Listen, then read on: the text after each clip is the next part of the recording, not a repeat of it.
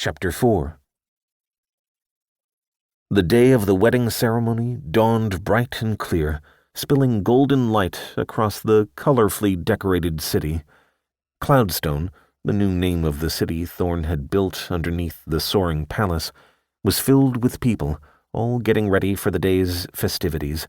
It had taken considerable discussion to determine how to handle the two cities, but eventually a compromise was reached, and the different guilds and groups had settled on a relatively simple structure.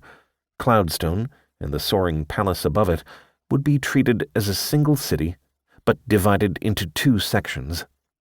Cloudstone would be the staging ground for the people who would be adventuring in Verdant, trying to raise their levels. It would also be where the merchants would set up and goods would be traded.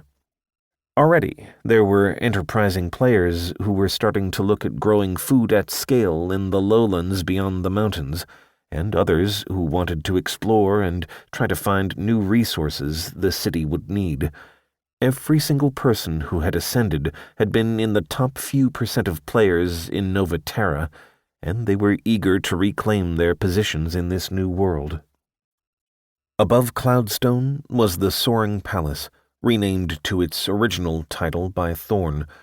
Its situation was a bit more fraught than the city below, since the space on the island was limited, and many people had a sense of ownership of the buildings that existed on it. The citizens who had lived in the capital had been moved to a copy of the city created by the Stone King, so the only people who came with it were those players who were ready to ascend.